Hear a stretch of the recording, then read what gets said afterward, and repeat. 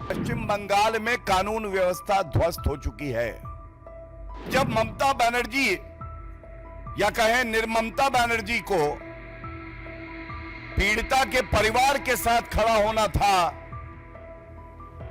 तो वो किसको बचाने की साजिश रच रही थी। कलकत्ता हाईकोर्ट ने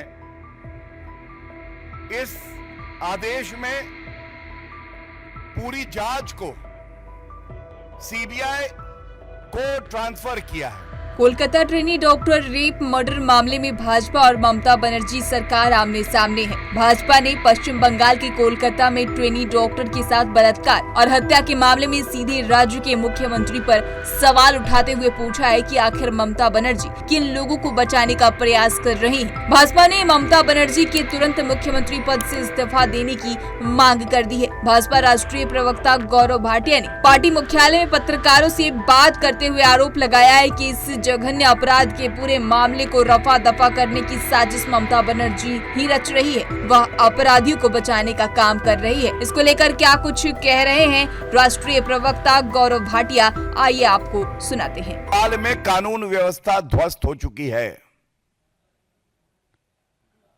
निर्ममता बनर्जी से कुछ सवाल पूछे जाने आवश्यक है, और इसलिए आवश्यक है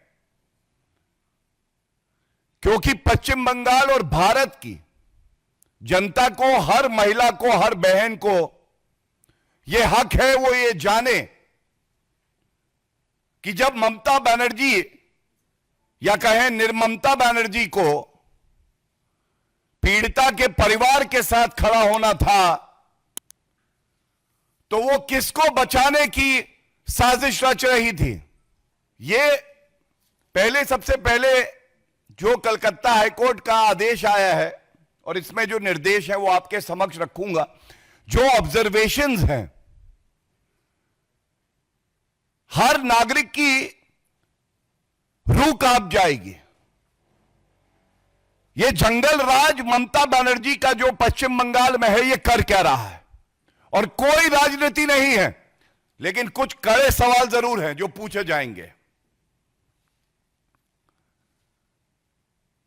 इस पिटीशन में याचिकाकर्ता जो मृतक है, द डिसीज्ड, उसके पेरेंट्स हैं। यह बड़ा अहम है। ये जो आरोप लग रहे हैं, ये आरोप लगा कौन रहा है?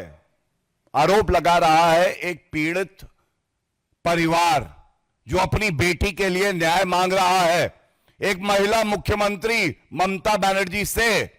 और ममता बनर्जी को पीड़ा नहीं हो रही, दर्द नहीं हो रहा,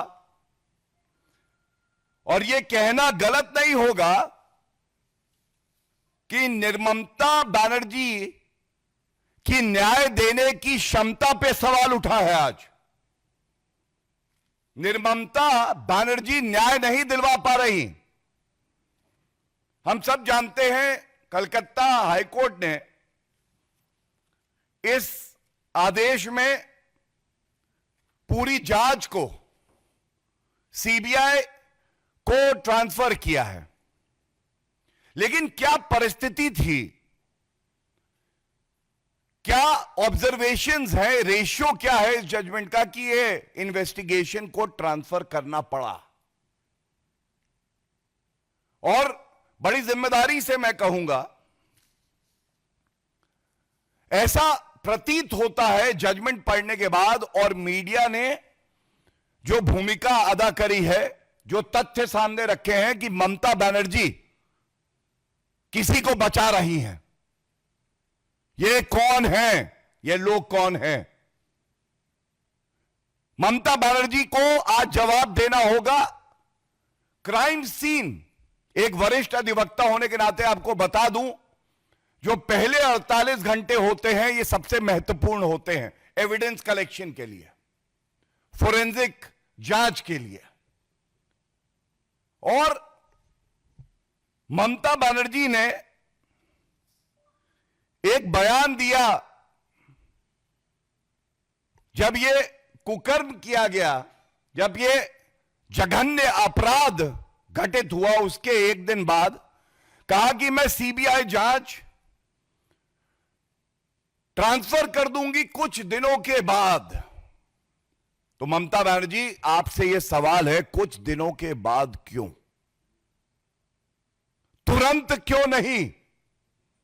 जिससे कि एक निष्पक्ष जांच सीबीआई करती, क्राइम सीन को प्रोटेक्ट करती, एविडेंस कलेक्ट होता और अपराधी को सख्त से सख्त सजा हो, डेथ सेंटेंस, फांसी की सजा हो, यह सुनिश्चित करती उसी एविडेंस के आधार पे। लेकिन ममता बनर्जी ने कहा अभी नहीं, कुछ दिन के बाद। और मैं अभी बताऊंगा कि कलकत्ता हाईकोर्ट ने क्या कहा है इस पे। तो ये जो कुछ दिन के बाद कहा, इसमें किस तरह से एविडेंस को डिस्ट्रॉय किया गया है, ये बड़ा चिंताजनक है। गौरव भाटिया ने कहा कि ममता बनर्जी अगर अभी भी मुख्यमंत्री बनी रहती हैं तो पश्चिम बंगाल की कोई भी महिला अपने आप को सुरक्षित महसूस नहीं करेगी, इसलिए उन्हें तुरंत मुख्यमंत्री पद से इस्तीफा दे देना चाहिए। पूरा देश इसको लेकर आक्रोशित है और ममता बनर्जी को राज्य के हालात की जिम्मेदारी लेनी चाहिए। भाजपा राष्ट्रीय प्रवक्ता ने ममता बनर्जी को नीर ममता बनर्जी की संज्ञा देते हुए कहा कि इस पूरे मामले में वह पीड़िता के परिवार के साथ खड़े होने के बजाय किसी को बचाने का प्रयास कर रही हैं। इस तरह की तमाम अपडेट्स के लिए पंजाबकेसरी.com को लाइक, शेयर, सब्सक्राइब करना न भूलें। धन्यवाद।